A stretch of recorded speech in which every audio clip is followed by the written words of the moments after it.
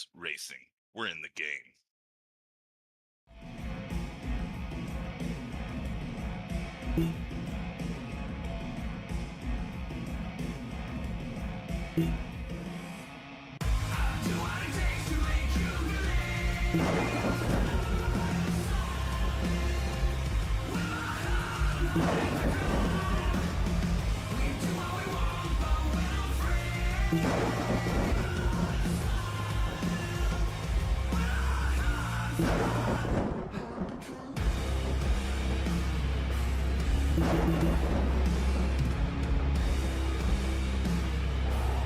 Gentlemen, start your engine!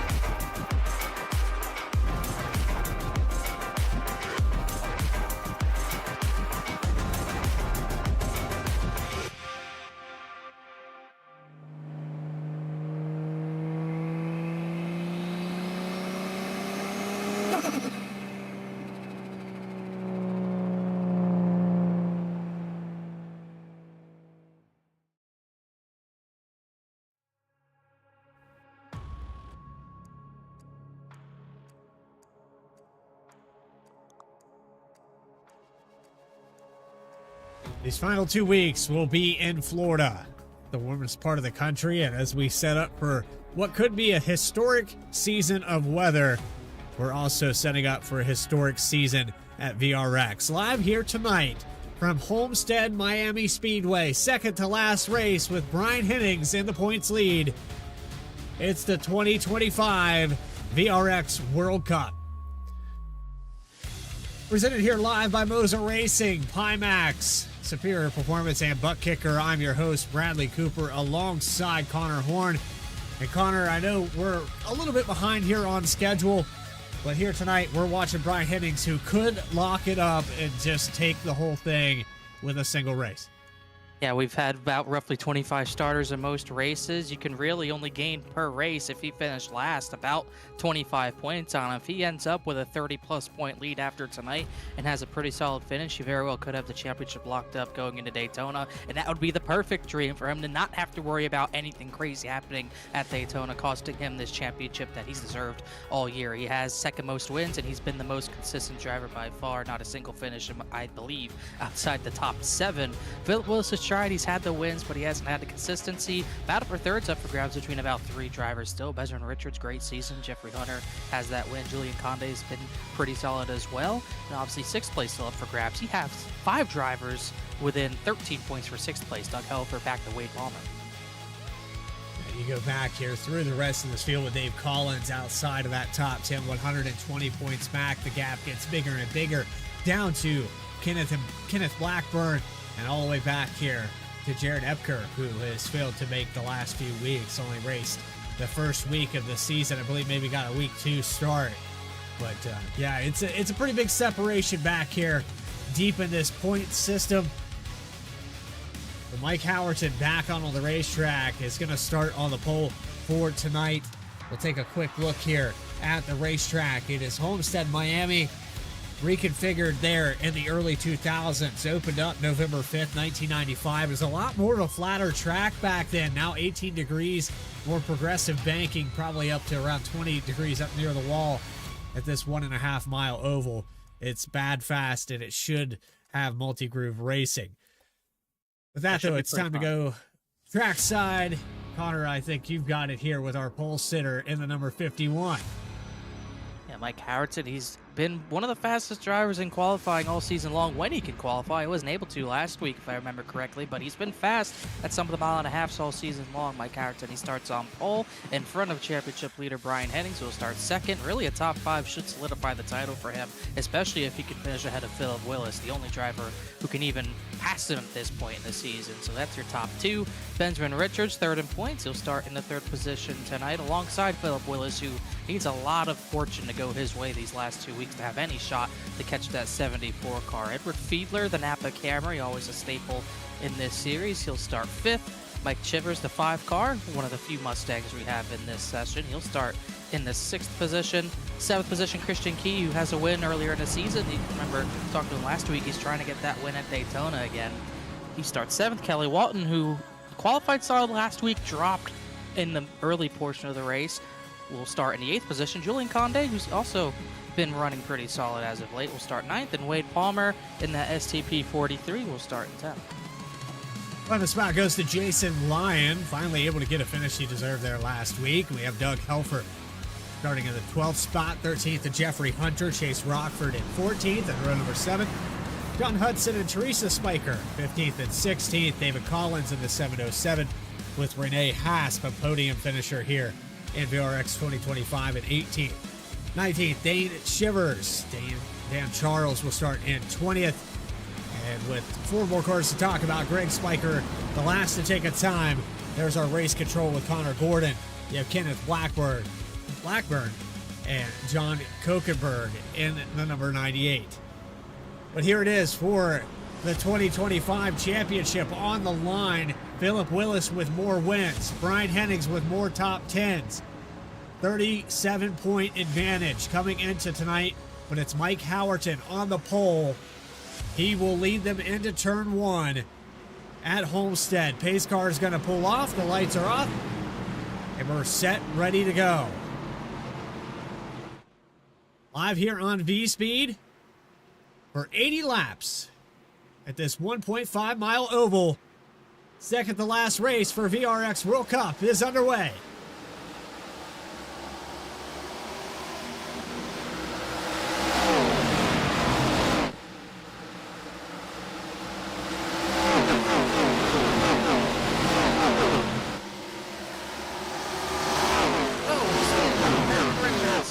And they're crashing. Wade Palmer, Christian Key's in it, John Hudson's in it. Christian Key's luck comes back after last week. And we're already going to burn a fast repair. Benjamin Richards got loose coming out of turn 2. And there you have it. Richards sets the whole thing up. Big mistake there by the 56.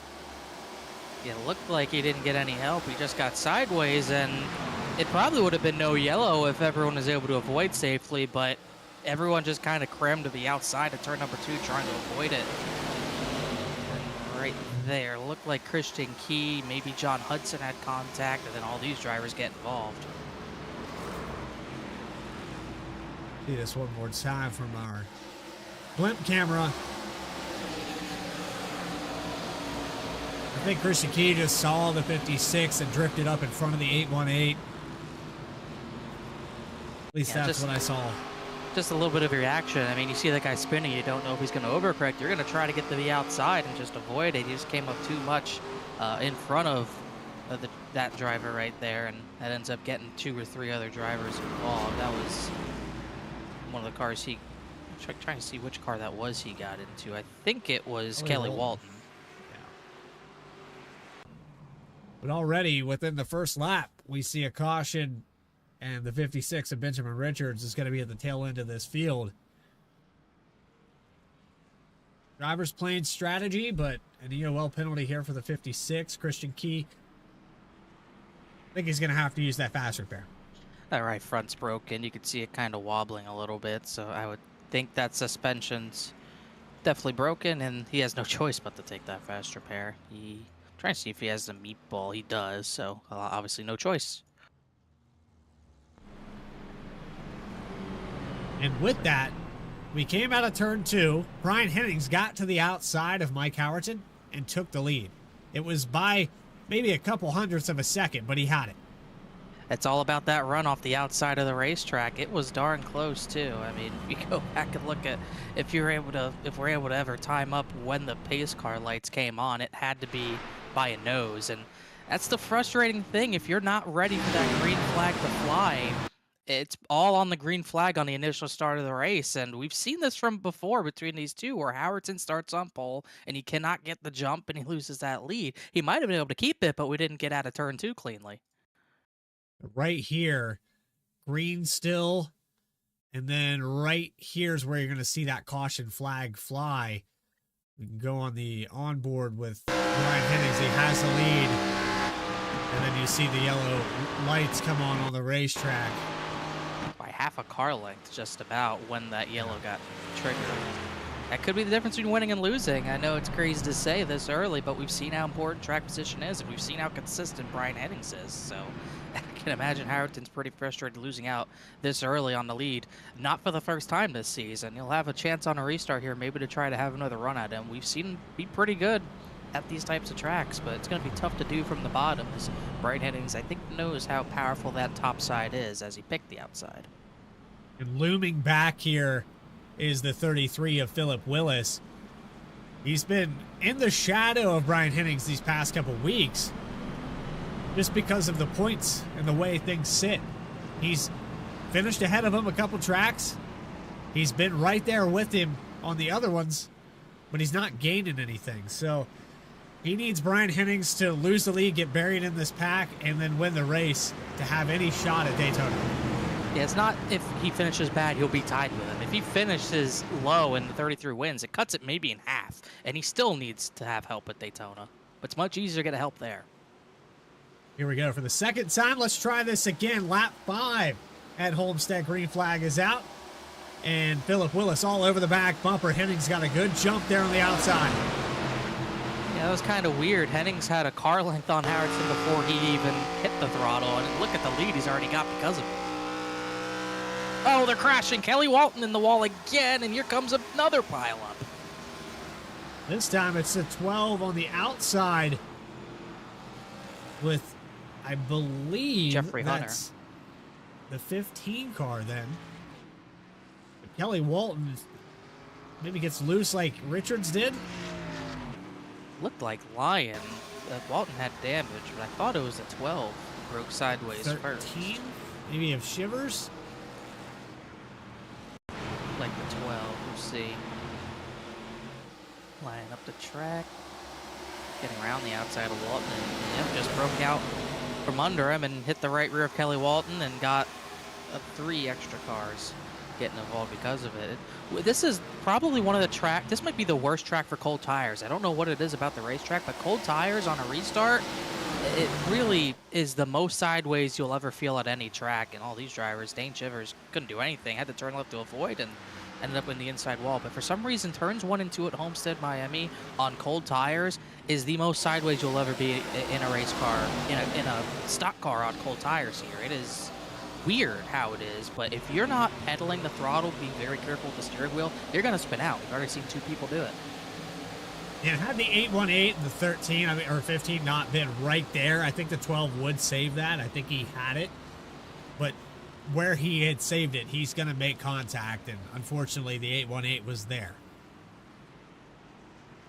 Yeah, just product. If he had the room to do it, he would have gotten away with it, but it is what it is. David Collins saw him do a good job getting through that, but I think Dane Chivers got in the back of him, gave him brand damage. Hillwalton got away with no fast repair the first time, did not get away with not having to use it. Dane Chivers gonna have to use one. Jeffrey Hunter doesn't look like he used one, but he might have had to tow, so he'll have to wait to use that. Jason Lyon obviously using theirs. And Brian Hennings, if he can keep getting restarts like that, he will not be touched until we get to a longer run.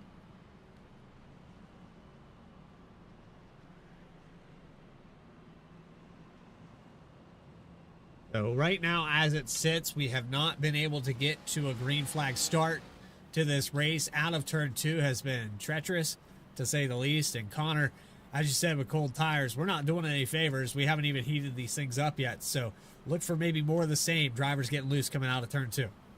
I think if they had the option to, we'd go to a rolling start like IndyCar does, like a fast rolling start, but not the case. Like I said, just for some reason, this track is very sensitive to cold tires, and if they're not up to temp, once you dive into turn 1, try to throttle up on the exit of turn 2, you're going to spin out. There's not much you can do about it besides just wait that long on the throttle. If you get the 3 and 4, we should be fine. You won't feel it as much at 3 and 4, but 1 and 2, very treacherous.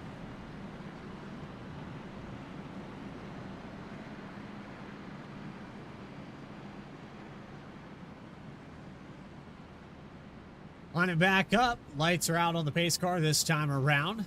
Howerton going to get another try. Philip Willis and Julian Conde with Chase Rockford in the top 5.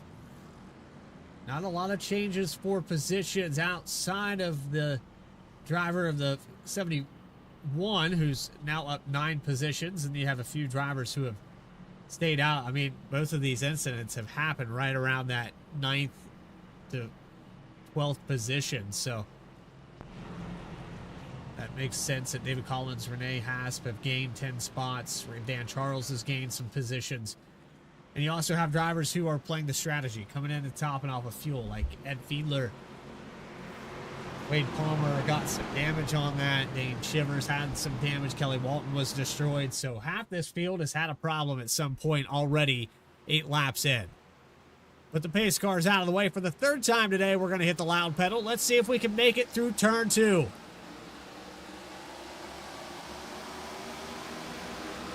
A great restart for Hennings. He's able to get a little bit of an advantage out of 4 because of that outside lane. It's kind of weird, but even if both cars are maintaining the same speed, that outside lane will still get an advantage, and he's using it to get away. Everyone looks to be through turn 2 that time.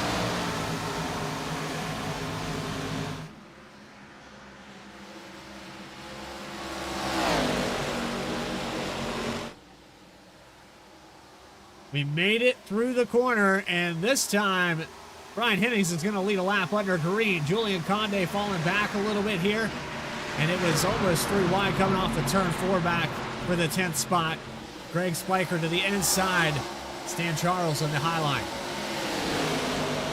Charles trying to make it work. We should see that high line put to good use today. Bottom line, you can get to the way bottom. I've always felt like running the left sides on that bottom seam is better, but we've seen that bottom line near the white line be a lot better the more they update this racetrack. But it's tough when you keep hitting the wall. You're not going to get any momentum doing that. Dan Charles just hit it back there. He's going to start to fade. Lost a couple spots there. He's fallen from the top 5 all the way back to 13th now. Down Still up from where he originally started, but it seems like the situation for the 96 isn't going to get better.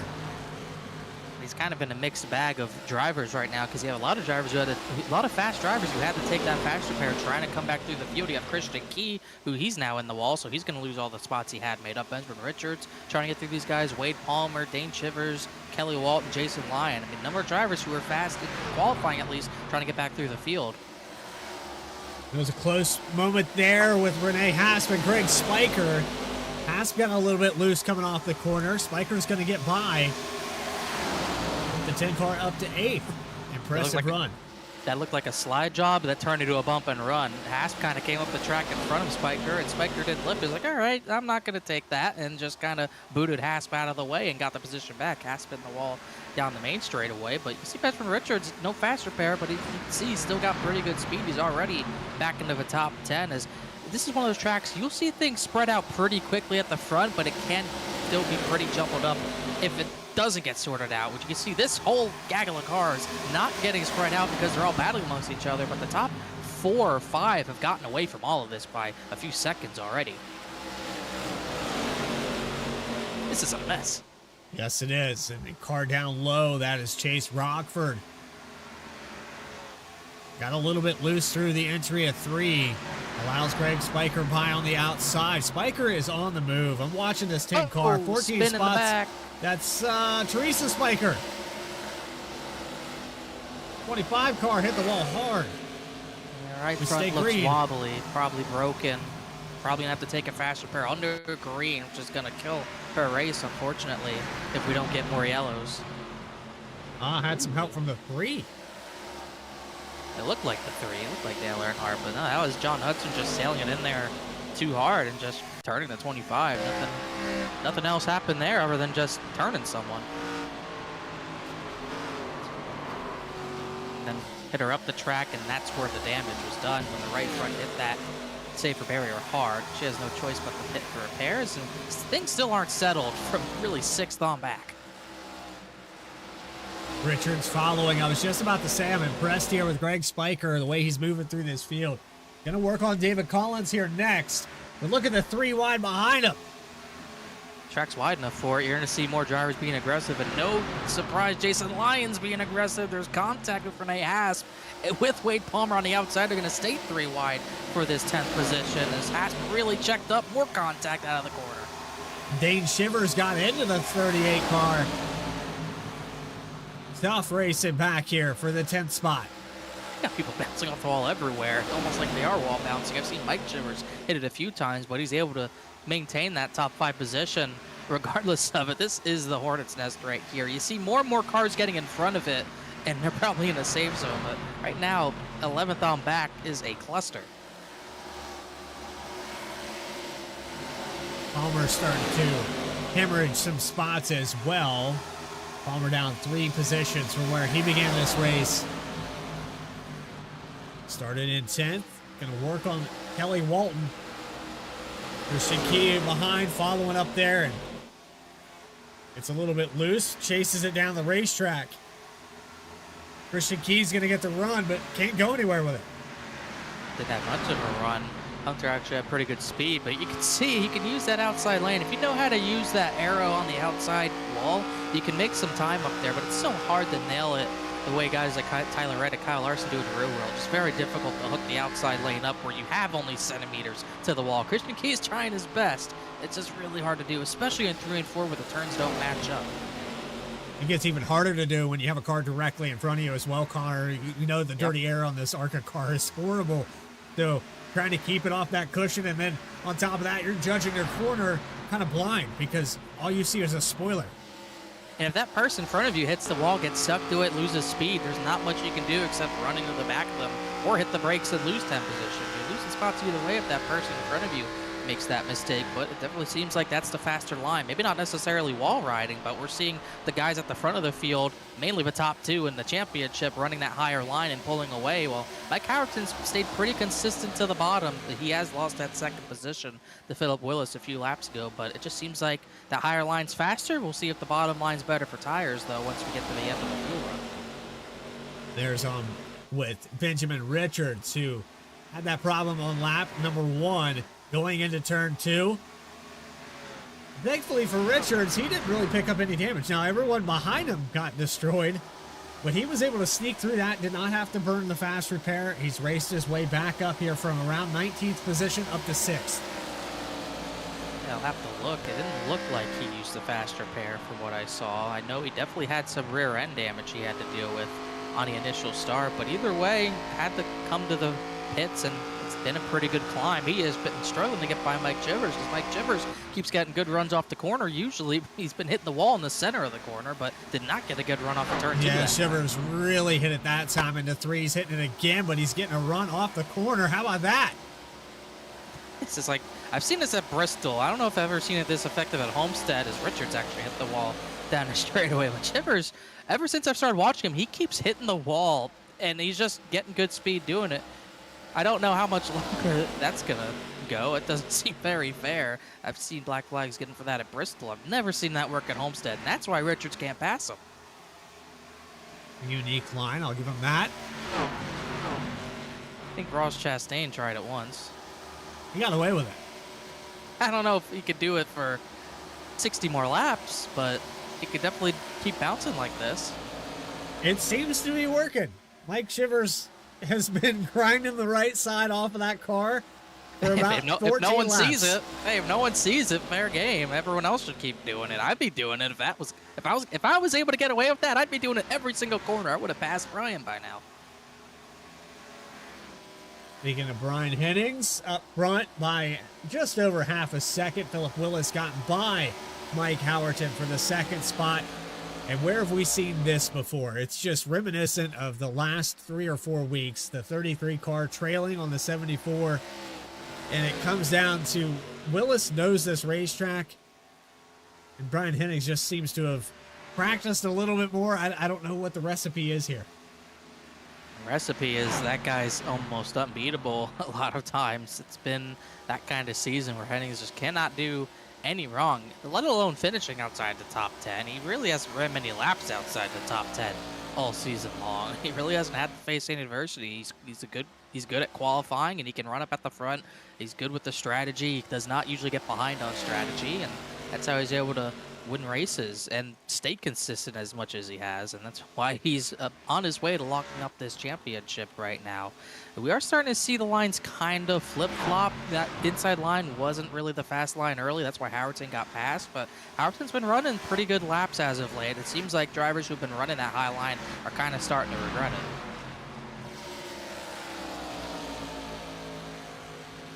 Howerton last time by. Matching lap times. Brian Hennings, the fastest car on the racetrack with a 33.161. As we continue the trend, you're watching Howerton kind of take it a little bit lower. I think in the long run, Connor, Howerton's going to be a little bit better off because he's choosing that low line. Yeah, the only deterrent to that is that obviously we have the smaller fuel tanks, so being better at saving tires is not quite as important in this series as it would be in a series that does even at least 85% fuel tanks. By the way, the lap before, the only other driver that was faster than the race leader was Christian Key, but he's stuck in a battle for the 8th position with Jason Lyon and Kelly Walton as Howerton continues to close in on the top 2 just a little bit. Yeah, he chipped away about 200ths on Henning, 600ths on Willis. And he's still continuing to run that low line. That's what's impressing me is everybody else has migrated to the top. Howerton down on that seam. And, 600s here, 600s there. That turns into a position in a couple more laps. It very well might. It's going to be tough to make that pass, though, because you need that room to slide up in front of that driver. And if he gets to the inside of Philip Willis, if he doesn't clear him, he's not going to have the room up. He's going to have a worse run out of the corner. And then it becomes just how much can you gain on him in the center of the corner, each and every corner, each and every lap. It gets tougher and tougher the closer you get to them. I'll be interested to see what type of speed Howerton can make when he does go to the higher line, if he has to on a short run. Eventually, he'll probably have to try something with those two up there. And he is faster, but he's not quite fast enough to make a move on either driver. Christian Key making a move on Kelly Walton for the 8th spot. Still not able to clear. So take an onboard scene. And a look at Christian Key, who got involved in that second incident. Then to the inside wall, had to use the fast repair. The whole front end of this car was torn off. got a front end on it now, but that third year is going to put him in the wall. He kind of followed David Collins into the wall. We haven't talked about Collins, but he's up to the 7th position after he started 17th. Good climb for the 707, but it's so easy at a track like this to follow that driver to the wall. And how about that pass? He just rocketed around David Collins with so much momentum. He's been really good on that high line on the long run. When he does have cleaner air, he's been putting good times down, but he's been getting really held up. There's the Pimax number 12, driven by Jason Line, another one of those cars that got caught up in the incident earlier in the race. We had 3 incidents within 8 laps. So Jason Line on recovery. He's back to just about where he started this race, up 1 position, starting at 11. So top 10 now for the 12. Got by the 13, but Dane Shiver's going to put it back on him. Looks like the 12 got a little loose there in 3 and 4. Chase Rockford pitting in the back. That's really the first scheduled stop, and I think more drivers like Jason Lyon are going to join him soon, because it looks to me like Lyon and Collins, they're mainly the drivers that I'm seeing really fade on lap time. It just seems like their right front's going out. They can't get out of the corner with any sort of rotation. So 707 and the 12, I'm kind of worried about their pace. Not worried about the 51's pace, though. Seems to be working. He did get to the inside, wasn't able to clear Philip Willis, but going to send it here into turn 1. Will we see a slider? 51 is clear. He could come up the racetrack. Is he going to do it? Yes. Not quite a slider, but a good move. You can see he just has more pace than a 33. We'll see if Willis wants to fight this. I think he knows it's a losing battle, as he's going to give the 51 a little bit of a shove into a corner. He actually went back to the bottom. Wonder if this would be the 33 pitting here because he sees he's falling off. Not quite. He just decided to run the bottom for the first time really all race. So we'll see what type of time Howardson can make on the 74 before we get the pit stops. 1.1 seconds for Howardson. And I think the 33 maybe in a learn mode now, watching that the 51 was able to catch up to him. Lost a lot of time trying to follow in his tracks, though. It's Yeah. fine to try to learn, but that 30 air still matters, and he's got all that clean air on the top, and he realized that it's probably not the time to run the bottom. I'll go back to the top and wait till I have cleaner air. But I think these 3 have really shown that outside lane's good for the short run, but if you want to have fresh tires and be fast at the end of the run, you got to run the white line. That short-term gain, long-term loss. Hennings, of course, getting that jump and having clean air has been advantageous regardless. He can kind of pick and choose whatever line he wants, and that's why he's got that 1.2-second lead. And he kind of hit the wall there at it too, but it didn't lose him too much time. But he's been flirting with it, as now he's got Dan Charles, who's probably going to end up passing him. But yes, he is probably going to end up passing him. He's on fresher tires. But I think definitely the 51 has the pace advantage right now. He just gained about a 1/10.5 on the 74. So we'll see if Hennings tries a short pit or just takes the 51's line away, and we'll see really what the pace difference is here as John Kokenberg's on pit lane. Don't know if he ever exited. Now he's finally exiting pit lane, but not too many drivers pitting yet. Halfway's lap 40. Maybe some drivers can make it there. Maybe others can't. We'll have to wait and see, as he's in the wall again. Here comes Mike Howardson. He's pitting right now. That surprises me. I thought he would stay out here a little bit longer. Comes Christian Key. It's Mike Chivers as well. This might be the point where the fuel just can't go much longer, which puts us... Whoa, Christian Key almost hit the barrels. But this is a lot of drivers coming in at the same time. That tells me the fuel's pretty close, and you're not going to be able to make it to that lap 80 point with only 1 pit stop. You're probably going to need 2, which might favor the way of some drivers who maybe topped off on fuel on our second caution of the night. Here comes Brian Hennings now. Yeah, he was not risking any time given. He was not trying to give much time up to the 51. Neither was Philip Willis. They both ended up reacting. Julian Conde, who had moved into that 4th position, comes in. Here comes Kelly Walton. So these drivers could go roughly 36 laps. Jason Lyon's going to follow them in as well. Some other drivers, Kenneth Blackburn, trying to stay out. We'll see if he can push it to that lap 40 range, but I'd be surprised if he can. We're watching the leaders come down for their scheduled pit stops. Lap 37 did not make it to the halfway mark, and with all those cautions, I don't think these drivers are going to make it a one-stop race anyway. So we're probably going to see them back down pit road within the next 20 or so laps. We'll just have to wait and see. Kenneth Blackburn, see if he ends up pitting.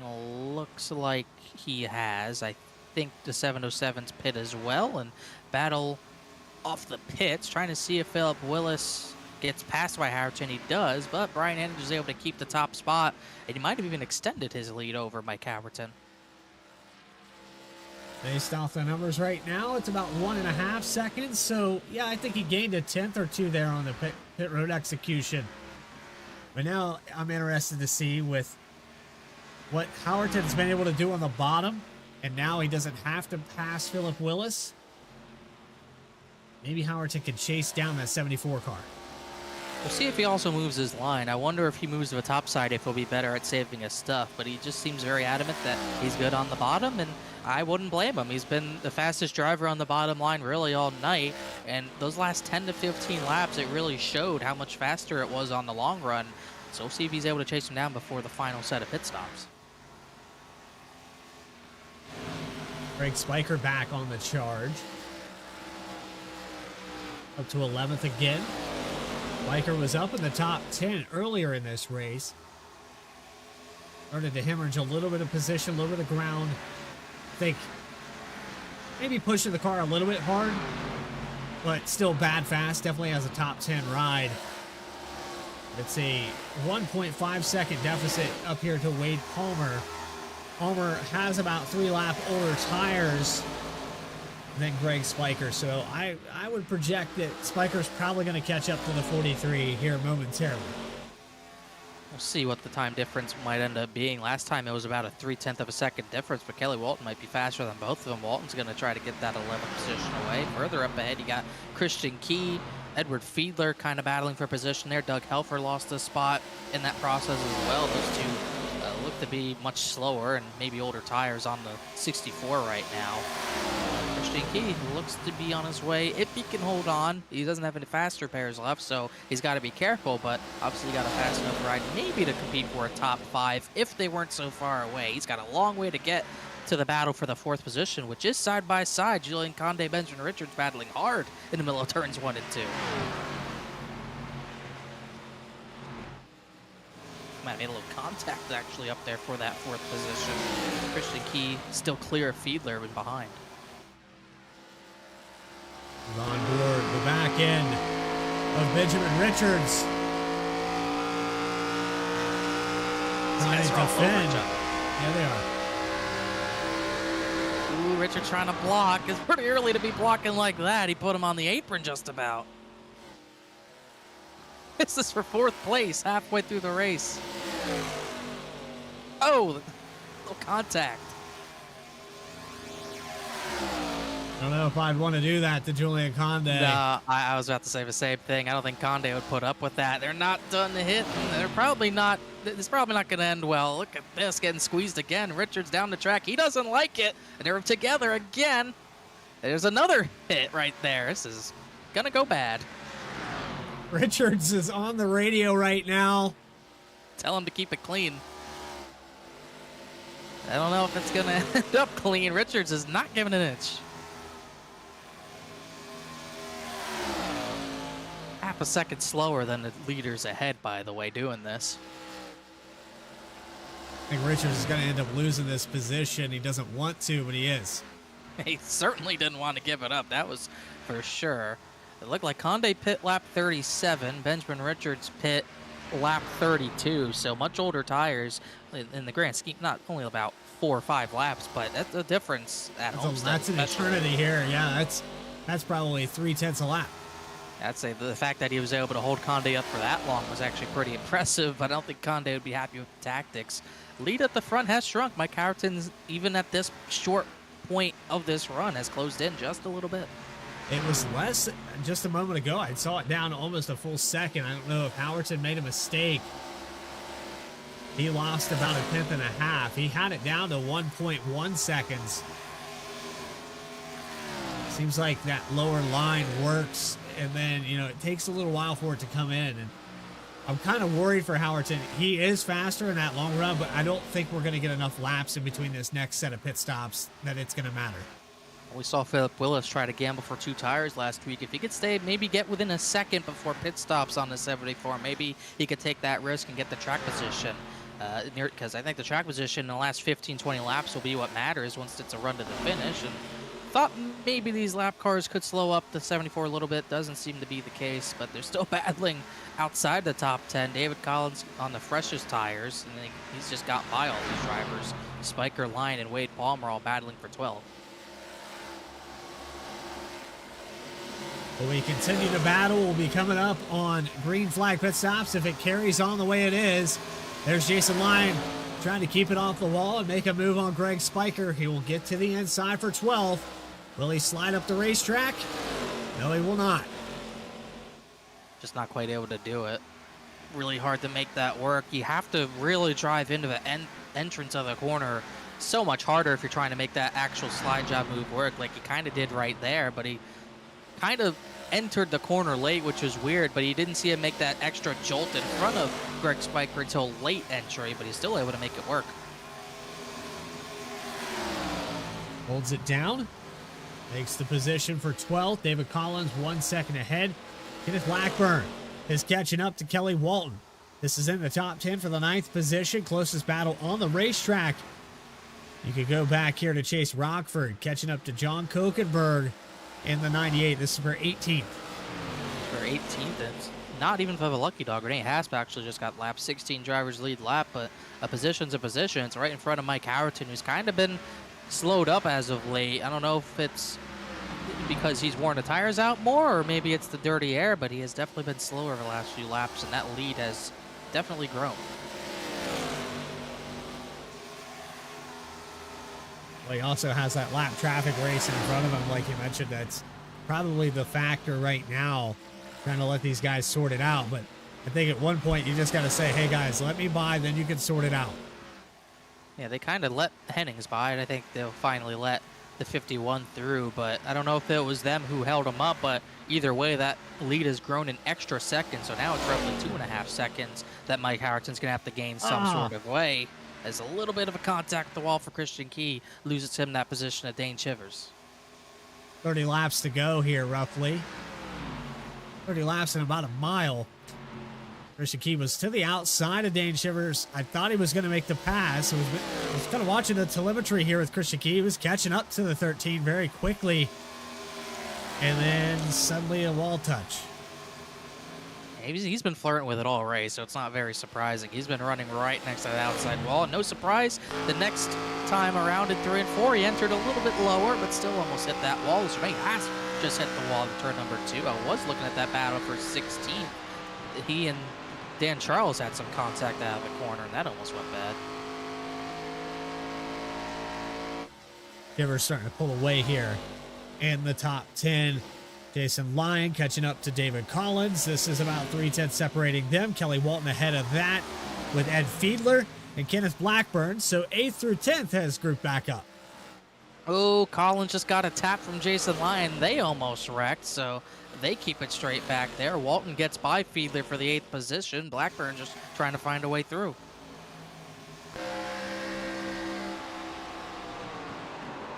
There's a little bit of a dive, a little bit of a late block. Either way, they at least kept it straight, but I'm sure that battle's not done quite yet. Yeah, I don't think Jason Lyon's very happy with David Collins right now.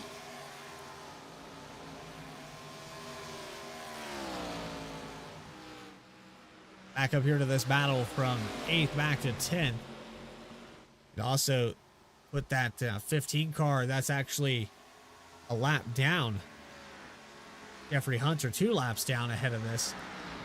And Ed Fiedler had pretty much the back bumper of Kenneth Blackburn a moment ago. I'm not sure what happened to the 66, but this is the closest racing on this track right now.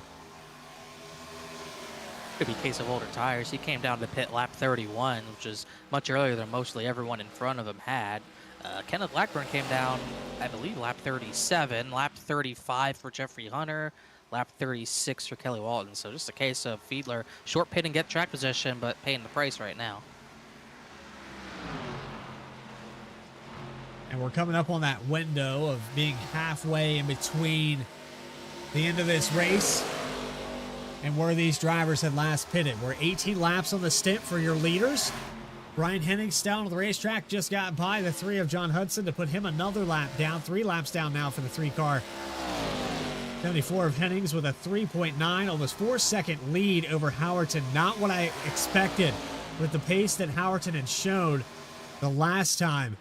But, I mean, this track has probably changed a little bit. We've got it rubbered up. The outside line might be coming too.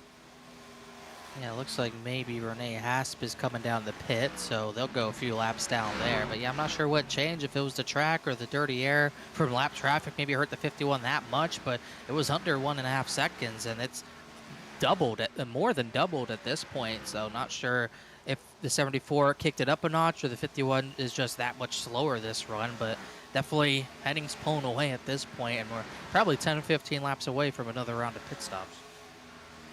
Yeah, I would say the 74 probably kicked it up a notch. He was willing to let Howerton ride in that bubble, but as soon as Howerton got to that 1 second mark, he said, okay. Oh, spin, turn 2. David Collins just got turned by Jason Lyon. There's no yellow quite yet, and it looks like it might not be thrown.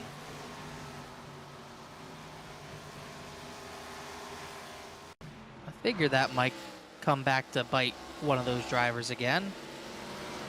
There it is. Lyon just turning the 707. I don't know if that was intentional. We've seen Jason Lyon really struggle on the long run with saving the right front tire this race, but no doubt he got up into the 707 and turned him.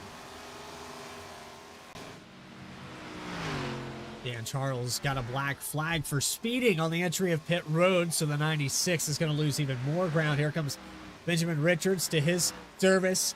Scheduled pit stop for the 56. He had raced his car up to the top 5. There's Philip Willis from the third position. This is interesting. He's a little early. This might be him trying to make the 74 and 51 pull the trigger a little early themselves and maybe have to force them to cover him, as they might have worked because Mike Howerton's come down to pit for his final stop. 4 tires for Willis.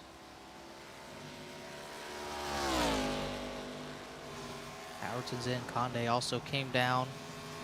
We'll see if this brings Hennings in the next 2-3 laps. Mike Chivers is still hitting the outside wall, by the way. That has not changed, and it is going to bring Hennings in, so he's not even going to bother risking it.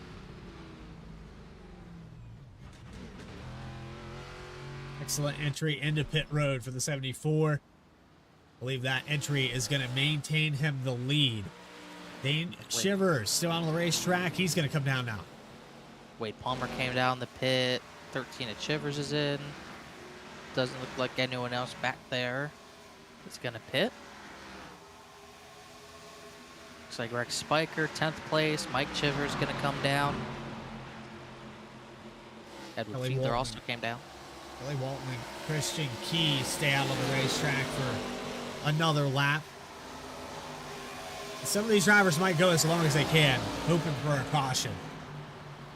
Yeah, that would be, if I'm not in the lead, that would probably be my strategy. Just try to stretch the fuel. And if you get that yellow, you're in a great position. Pretty much the same situation we were in at Kansas last week, where if you stayed out long, maybe got the yellow, you'd be in a great spot. But if that yellow doesn't come, you're not going to have enough time to get those positions back that you lost by gambling like that. So we'll just have to wait and see how that plays out.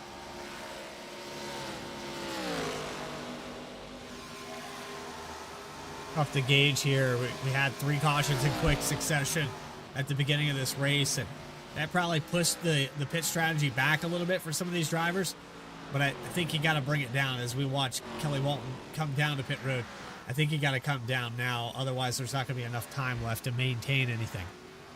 I think the latest you could probably pit is lap 70, but also at the same time, with where everyone pit, there's not going to be a lot of people who can go to lap 70 to make that even a possibility. And for the first time tonight, the 12 of Jason Lyon will lead a lap. We'll stay out a little bit longer. We just saw the contact a moment ago between him and the 707. David Collins ends up going a lap down, and we have half this field a lap down now. All the way back to Ed Fiedler in the 12th position. Lucky pass recipient if a caution does come out. We're running out of laps for that to happen. Christian Key, who stayed out, he tried to lead a lap. 818 of Kelly Walton. Actually behind him after this execution on pit road. It looks like Walton hitting a couple laps after and is going to lose ground. So Spiker in had to take the faster pair under green for her, so she's been laps down for a while, and that lap down counter probably won't change. The only other driver, Jason Lyon, has a lap down over the 74 would be Edward Fiedler. So Fiedler would end up lead lap, but Hennings would still have, it would end up only having 12 drivers on the lead lap after that 12 car finally comes down to pit. It's now about a 3-second gap from Hennings to Howerton, so it did come down with the short pit, but judging on what we saw the last run, it's not going to come back down, I wouldn't think. Yeah, the gap between these two cars is about 3 seconds. Hennings 4.7 back from Lyon, and that's it's going to keep shrinking faster and faster. They have almost a 1.5 second difference on lap times.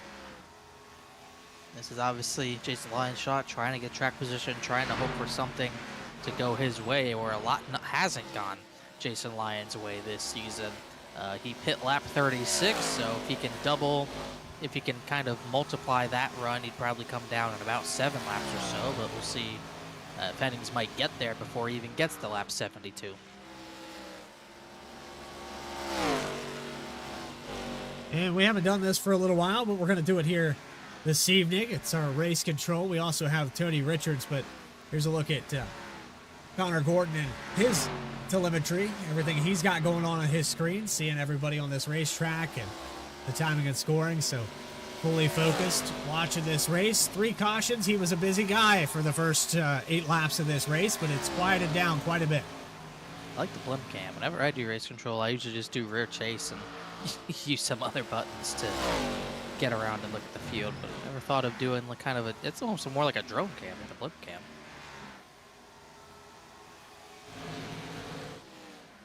I think it's quieted down enough that he could probably get up, go take a break. No, I can never do that. Lyons has pulled this run out to 30 laps. I know we went about 36 in that first stint, but again, cautions came out, extended that run a little bit. I think for Jason Lyon, he's going to have to bring the Pimax 12 down pit road. He will this time. Oh, he's coming in hot. He's not going to make it. Oh, and he's going to hit the wall, inside wall. And that was a late decision, and he probably shouldn't have made it. As soon as he got past, he decided to try to pit, and that was not the move to make. I don't see a penalty on my screen, and I don't see damage, so maybe he got away with that somehow, but I think we're going to lose some time. That looked like it was a lot faster than it should be. I think he definitely got away with one there, but that gives the lead back to Brian Hennings. The gap's grown a few tenths. It's really roughly 3.3 seconds. It's another 3.5 seconds back to Philip Willis, who kind of like last week thought he might have a little bit more pace. He just quite hasn't had it, but he has bad pace over the rest of the field. Julian Conde, it's another 4 seconds to him, then about 2 seconds to Measure Richards. Very spread out field.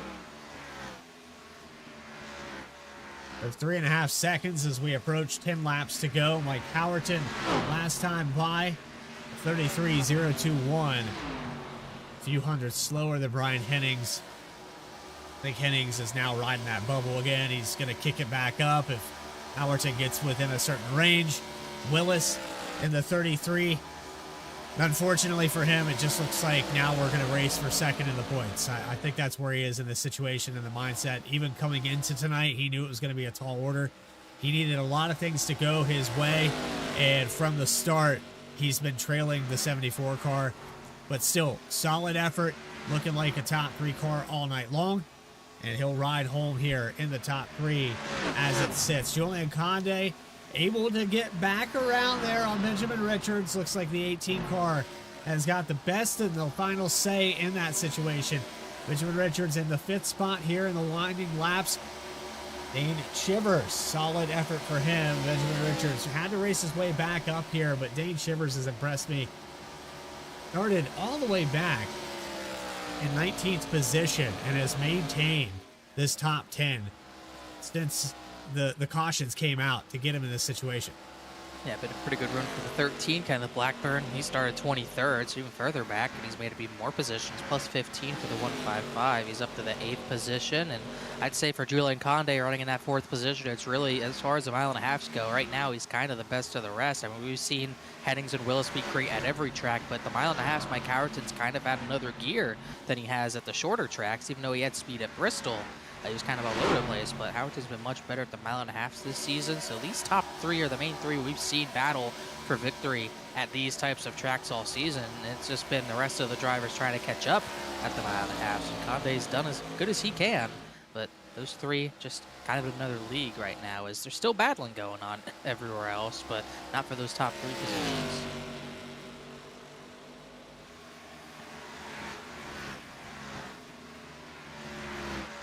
So I'm looking around this racetrack. It's so spread out, Connor, and there's not much to really talk about. Ed Fiedler catching up to Doug Helfer for 9th, but that's really the only close battle on this track. You can put Mike Shivers in there. A little bit of advantage on Greg Spiker these last couple laps. But yeah, it looks pretty settled here in the top 10 outside of Fiedler. You could always watch Mike Shivers hit the wall. He's has not stopped hitting the wall. He actually didn't that time, but every time I've looked at him besides a few, he's been in the outside wall. As Hennings gonna end up lapping another car here, at least one more, and Kelly Walton. Fiedler just got by Doug Helfer for the 9th position in the middle of 3 and 4. Hit the wall, and get back on the gas. That's how you do it. If you can get away with it, it'd be the move. He's doing it on purpose, and it's blatant. I mean, you can hear him on the throttle. I mean, race control hasn't seen it. They haven't been caring. So, I mean, if you can get away with it, you're going to get away with it. It hasn't really worked. He's back at 13th as Mike Howerton can't quite get by Greg Spiker as easy, but if it's working, it's working. Do what you got to do as we approach 5 laps to go. Full Ross Chastain. He is gassing it up, entering the corner. Spiker at the wall, though. He's got a run on him. This is 4th position for 12th spot. Oh, the inside. Oh, I wasn't expecting that. It's got no wall to lean on. Yeah, I thought for sure he'd take it to the outside. He's like, God, there's no wall to lean on over here. What is this? Let's see if he's got something up his sleeve for turns 3 and 4. Oh, yeah. He's going to get the run. Yeah, he's got a run. Big run. Too big of a run. Have to cut it to the inside. This is really the only battle on the racetrack as well. There is a little bit of something brewing between Christian Key and Kenneth Blackburn, but right now, those 2 are the definite closest. There goes the 5. By for the 12th position. Whoa. Puts a block on the 10. Oh, baby. They're just having fun. I saw them doing this 10 laps ago. Yeah. Hopefully it doesn't end badly. What a wall ride. Oh, I've never seen that work, mainly because it gets called. Yeah. Howerton's looking at that in the mirror like, what are they doing? Blackburn caught up to Christian Key. It's about half a second there. Kind of goes back and forth. Brian Hennings is going to come by for 2 laps to go with a 4.6 second lead now over Howerton. And as long as nothing catastrophic happens, Brian Hennings has got this thing locked up. He just hit the wall pretty hard in 1 and 2. Even with that, I don't think Blackburn's got enough time to make that pass on the 97. And it's funny because Hennings isn't even that far behind lapping all those drivers right now, but it's going to be hard to make that pass in 2 laps for Blackburn, but he has been closing in. Actually, David Collins just made a pass on John Kokenberg for 18th, right up behind that battle, actually. It looked like Doug Helfer had to pit for fuel, so it's going to drop him way down the order. And it's white flag in the air, presented by Moser Racing. One more time, 1.5 miles here in the second to last race at Homestead. And it looks like Brian Hennings is going to lock up the championship going into Daytona. Mathematically, he's got it. And Brian Hennings for VRX 2025. It's not official yet, pending any unofficial penalties, anything that can happen, but I highly, highly doubt that. as he comes off of turn 4 for the final time. Brian Hennings is going to find his way to victory lane the fifth time this season, I believe. Fourth time this season. Hennings goes to victory lane. Fourth time. And he's dominated in about everyone he has. Howerton second, Willis third, Conde fourth in the battles. Renee Hasp might have gotten loose, but that was not for a position. Key's going to hold off Blackbird for seventh.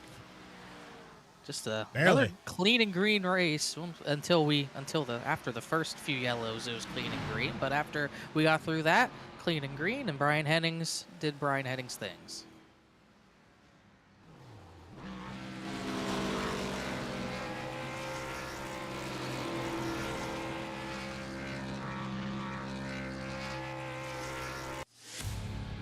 Post-race interviews with your top 3, the final race results, and a word with your soon-to-be champion, Brian Hennings from Victory Lane. 4th win of the season. This will put his top 10 streak on continuance going into Daytona. You're watching the 2025 VRX World Cup. Back with more on V-Speed right after this.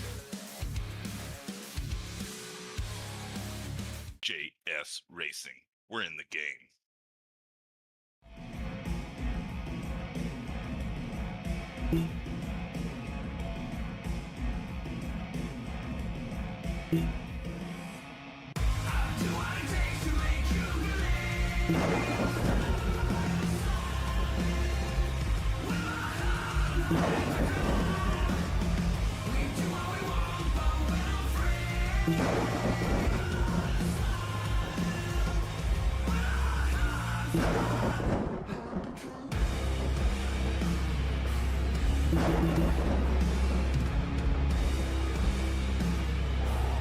Gentlemen, start your engine!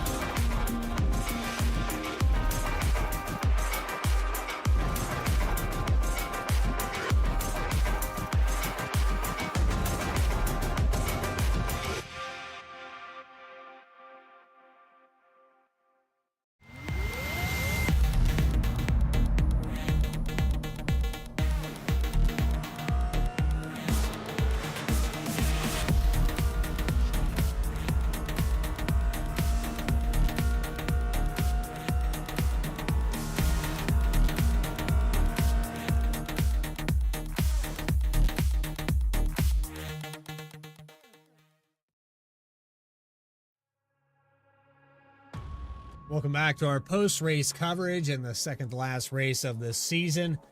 And it is all but official here for Brian Hennings. He came out and dominated this race. He led almost every single lap. And a perfect performance here for the 74 car. He puts it on the top. He'll have about a 40-plus lead as we estimate here in the points over Philip Willis. Philip Willis has also mathematically locked up the second position. So based off the points that we had coming into tonight, it kind of looks like top two has been decided. We'll take a look at those points real quick here just to recap on what everything has been. Benjamin Richards, who ends up finishing at 5th, he's probably in a good spot here as Jeff Hunter did not have a good night. Julian Conde did get ahead of Benjamin Richards, so that'll tighten that gap up there for that top 5. But those are the prize pool positions there from 1st down to 5th.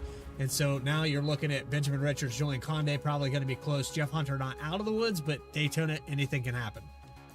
Yeah, anything can happen, but for those top two, locking up not only first, but second as far as the awards and prizes go. Pretty huge for Hennings and Willis to be locked into that. Richards should be in a decent spot. Julian Conde would have gained a point, so that'll be an 8-point gap. Jeffrey Honor, we'll see how close he might be. Doug Helfer did not have a great night.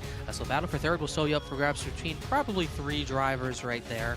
So it should be fun to see how that shakes out. No crazier place to go than Daytona to decide that. Now it's time to bring up those final race results. And of course, Brian Hennings, who led over 60 laps here tonight, comes home in great fashion. I mean, he took the lead on lap 1 with that incident, never looked back. Mike Howerton raced his way back up there. He'd fallen back to 3rd. But the top 3 stayed the same pretty much all day long. Philip Willis bringing it home in the top 3. Still a great effort from him. Julian Conde is going to bring it home in the 4th position over Benjamin Richards, as we just mentioned. And it's Dane Shivers with his impressive run. Christian Key in the 7th spot. Kenneth Blackburn in 8th. Ed Fiedler 9th. And Kelly Walton in the 818 is going to round out your top 10. 11th position right behind Kelly Walton. Mike Chivers, who all rid his way to an 11th place finish. So I guess it ended up working. Greg Spiker lost out in that battle. Ends up 12th. Jason Lyon, who had some issues, got him up 707 at one point. He ends up 13th. Wade Palmer 14th. Renee Hasp fell back late for 15th. Chase Rockford, didn't talk about him that much. He pitted early on the first round, and it didn't really work out. He ends up 16th. David Collins for 17th position. John Kokenberg, another driver really didn't talk about, 18th for him. Doug Helfer, who had the pit late, drops from about 13th to 19th. And Dan Charles, who did not have a great night, started 20th, finished 20th. If Jeffrey Hunter, who had a bad finish, when we were talking about that, and with the points, he'll probably fall back behind Julian Conde and Benjamin Richards here. So his situation is not going to be great at Daytona, but still probably has a possibility of getting back up there. It's John Hudson, who had problems there several times tonight. We saw the 3-car have issues. So Teresa Spiker, who actually had problems with the 3-car there, into turn 1, so the 25 ends up a lot of laps down. The caution did not fall for the 25, so single car incident. Of course, your race control there with Connor Gordon and Tony Richards up in the tower watching over this thing here tonight. But now it's time to talk to your top 3, and the first driver we're going to pull into the V-Speed booth, it's going to be your first place finisher, Brian Hennings, in the number 74. This will be his 4th victory of the season. Ryan Hennings, it's Bradley Cooper and Connor Horn in the V-Speed booth. You got a copy? Hello. Well, you're getting pretty used to this winning stuff, and as far as the top 10 streak goes, it is now 11, 12 races. I don't even know where we are anymore. It's just continued and continued. You're going into Daytona where that streak could be broken, but mathematically, you have this championship pretty much locked up. Yeah, I'm not gonna pop the old champagne. I'd love to win Daytona. I really want to win Daytona. So we'll go do the whole celebrating next week. I don't want to do any victory speeches or anything yet. You know, Daytona's always the wild card, so you just never know. Well, mathematically we do, but right. Outside of that, you go into Daytona. It's the only race that we're doing twice here this season. And you come into a track like this where you lead 72 laps, you dominate the day, it eases your mind. Daytona could, like you say, be that asterisk. It does, yes. You know how much I love Daytona. All of us here at VRX, we love our super speedway racing. Yeah, definitely looking forward to it. Have a little bit of weight off the shoulders, but we want to see the 74 victory lane next week. That's what I'd really like to see to cap it off, and match Phil's 5 wins. That would be nice. Yeah, I mean, Philip Willis coming in here with 5 victories, and you've kept him out of victory lane for the last 2 weeks. So you would rightfully so have the championship, and that number that's been next to Philip Willis, where you had the points lead but less victories. It was the races that he didn't win that he had bad luck in. And so, Bristol. Bristol. And he loves when I talk about that. I actually won't be interviewing him just to to make sure we don't bring that up. But Brian, that was not the reason. That's definitely not the reason. But going back to the beginning of the season and your seasons prior, I've seen you grow a lot as a driver and doing the PGR tournaments and racing here at VRX, and you've raced on Saturday Night Racing League. You've been a part of quite a few series across V Speed, and you've grown a lot, starting to look more confident, and I think it's well deserved here. But again, we won't crack open that champagne just yet. The cork's going to stay in. And go ahead and shout to people that put this car in victory lane tonight. Well, first off, I will thank some random guy. His name is Donovan. I will say the reason I did so well here tonight, Tuesday night, we practice all week, run the same track all week for practice, and this guy, Donovan, came in and just smoked everybody. So I just sat there and studied. And you know me, I love the wall, can't stop hitting the wall. So I just practiced running the wall, and it does seem to be faster here. I usually never do good here, but practiced all week, and it paid off. So shout outs to you guys in the booth, obviously. Definitely want to go watch this one. All the sponsors involved, Pimax, Moza, Butt Kicker, and of course, Superior Performance. We love you, Kevin. We miss you. All my teammates at VRX, Robert Standers, been chatting with him a little bit today. Hi, Robert. Gotta say hi to Paul Cannon and Turd Nugget. What's up, guys? And of course, my wife and daughter. Love you too. We appreciate you. One last one. We got one more. It's my mother's birthday. Happy birthday, Mom. Love you. Well, there you go. Mama Hennings, I do believe. Yep. All right. Well, making it happen out here, the 74 car, 4 victories on the season. We'll see you at Daytona in 7 days. Sounds good. That is your first place finisher, 4th win on the season. And we move on to Mike Howerton, 2nd place here tonight. And Mike, I got to ask, it looked like you were pretty quick there in the first stint. You gotten around Philip Willis and you were shaving some time off running the bottom line. So you were one of the few cars that was able to run that bottom and match the lap times with the leaders. Did the track change? What happened there on that second stint? Because it seemed like once you got within that arm's reach, you started picking up a little bit of draft maybe, or you were within a second of Brian Hennings. He either pulled away and kicked it up a notch or something changed on the racetrack. What was going on there? Yeah, I think Brian got a little faster there on his second set of tires, and I hit some lap traffic, I think, too, in that time. And but once he pulled ahead a little bit there. Like I said, when I hit some lap traffic, I think he was a little quicker the first like 5 laps or so out of the gate. And once he got that lead, though, I think the whole second run we maintained pretty much the same gap the whole time. It was running pretty similar laps, and then same thing on the last set of tires on the third set. When we came out of the pits, I think I came out of the pits 3 seconds behind him, and same thing. Like we pretty much maintained pace the whole time until the last. I don't know. Within the last 10 laps of the race, I hit some lap traffic. I had a harder time getting around him. It's harder to get around lap traffic when you're running the bottom line than they're running the top. So it took me an extra couple laps to get around him than it took Brian. So that gave him a little extra time there in the last 10 laps as well. And then we go to the start of this race. You come into turn 1 and that caution flies. You're on the bottom of the racetrack, and then Brian Hennings just gets the nose over you coming off of the corner. That kind of spelled trouble, I think, for the rest of your race because you didn't have the advantage of that clean air and getting to dictate the start. No, not. I mean, not really. I just I'm not. Homestead's not one of my faster tracks. I struggle here a lot, and I I don't think. I mean, I knew my race pace probably wasn't what Brian's was before we come into the race, and honestly, I probably didn't deserve to be on the pole. That's kind of probably an intimidation tactic, trying to get out a hot lap to get the pole when I knew Brian had a good pace, going in. So, but I do those kind of things, I guess. Well, outside of the second place finish, you come in here on a solid run. You're up in the top three all day long, back and forth there with Philip Willis and trying to chase down Brian Hennings. It was a fantastic show for you, but ultimately you come home in second after starting on the pole, and it's good to have you back here. Anybody you got to shout out though for this podium finish? Yeah, I appreciate Phil Willis. We were and Brian both. I love running with both those guys. We were Phil was in the same race room with me, and he was great. When I got to him, yeah, he was just like, "Hey, Mike, go underneath me, go get Brian if you can." And he says, "You're faster." I went around him and real quick, and so that was pretty cool. So a lot of courtesy there between the three of us. You always on the track, we're always courteous to each other. So I appreciate racing with both of them.